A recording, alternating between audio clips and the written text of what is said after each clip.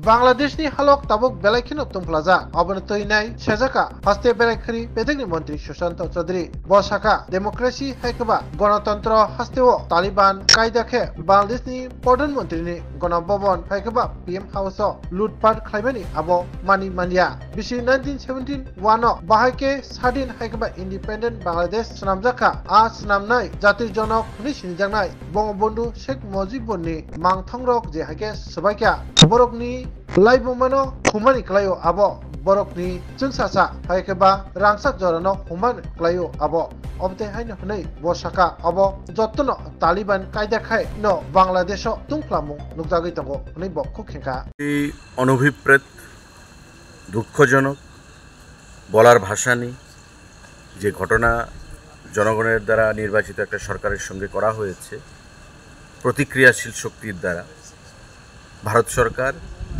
বা কোনো গণতান্ত্রিক সরকার সেটাকে সমর্থন করতে পারে না। আমরাও সেটাকে নিন্দা জানাচ্ছি, ধিক্কার জানাচ্ছি। প্রধানমন্ত্রী আবাসে ঢুকে, লোকসভার ভিতরে ঢুকে তালিবানি কায়দায় যে ধরনের জিনিস আমরা সোশ্যাল মিডিয়াতে বা টিভির পর্দায় দেখতে পেয়েছি, সেটা সভ্যতাকে সেখানে কালিমালিপ্ত করেছে এবং বাঙালি জাতি সম্পর্কে, বাংলা সম্পর্কে, বাঙালি সম্পর্কে সারা বিশ্বের কাছে একটা নেতিবাচক বার্তা সেখানে প্রদান করেছে। তার থেকে উঠে আসা অনেক কষ্টকর হবে এবং বাঙালি জাতিকে তারা অনেক পেছনে ফেলে দেওয়ার একটা চক্রান্ত করেছে। যে শক্তি, প্রতিক্রিয়াশীল শক্তি, তারা যেটা করেছে, তো আমরা তীব্র ভাষায় ধিক্কার জানাচ্ছি, নিন্দা জানাচ্ছি। এবং আমাদের দেশের সরকারও বরাবর আমরা চেয়েছি বা আমরা চাই, আমাদের প্রধানমন্ত্রী, আমাদের মুখ্যমন্ত্রী, যে বাংলাদেশ আমাদের নেভারিং কান্ট্রি হলেও কখনো বাংলাদেশকে আমরা কান্ট্রি হিসেবে ভাবি না আলাদা। আমরা ভাবি বাংলাদেশ আমাদের ভাই, আমাদের সংস্কৃতি, আমাদের পারিবারিক লোকজনের মতোই আমরা ভাবি। কারণ আমাদের সংস্কৃতি, আমাদের ভাষা, আমাদের খাদ্য, আমাদের পূর্বপুরুষের যে নারীর টান বাংলাদেশের সঙ্গে, সেটা সবসময় থাকবে, বিগত দিনেও ছিল। তো স্বাভাবিকভাবেই কাঁটাতারের বেড়া আমাদেরকে আলাদা করলেও আমাদের মানসিকভাবে, মনের দিক থেকে আমরা আলাদা নই। কিন্তু যে ঘটনাটা ঘটেছে সেটা একটা বৈদেশিক শক্তি কিছু মিলে ভারতবর্ষের সঙ্গে বাংলাদেশের যে সম্পর্ক, সেটাকে নষ্ট করার জন্য সে চক্রান্ত করেছে। সময় বলবে আগামী দিনে বাংলাদেশ এবং ভারতের সম্পর্ক কোথায় যাবে। কিন্তু আমরা বরাবর চাই যে বাংলা এবং ভারত বাংলার যে মৈত্রী, সেটা অটুট থাকুক, অক্ষুণ্ণ থাকুক এবং দুদেশের যে সম্প্রীতি 71-এর যুদ্ধ থেকে শুরু করে বর্তমান সময় পর্যন্ত ছিল, সেটা যেন আগামী দিনেও সামনের দিকে আমরা এগিয়ে নিয়ে যেতে পারি। আরেকটা বিষয় আপনার কাছে জানতে চাইব, যেটা বহু প্রতীক্ষিত ভারত বাংলাদেশ মৈত্রী সেতু, যেটা সাবরুমে অবস্থিত, যেটাকে নর্থ ইস্টের গেটওয়ে বলা হচ্ছে। আরেকটা হচ্ছে তোমার আগরতলা আখাউড়া যে রেলপথ, আন্তর্জাতিক যে রেলপথ রয়েছে, এই যে একটা বিষয় রয়েছে, এই গোটা বিষয়টা কি কোনোভাবে কি ভাটা পড়তে পারে? একেবারে দুটো একটা দেশের মধ্যে এখন বাংলাদেশ এতটা উত্তাল, ছাত্র রাজনীতি নিয়ে গোটা বিষয়টা উত্তাল, একেবারে গণভবন থেকে শুরু করে গোটা বিষয়টা আমরা দেখেছি উত্তাল একটা পরিস্থিতি রয়েছে।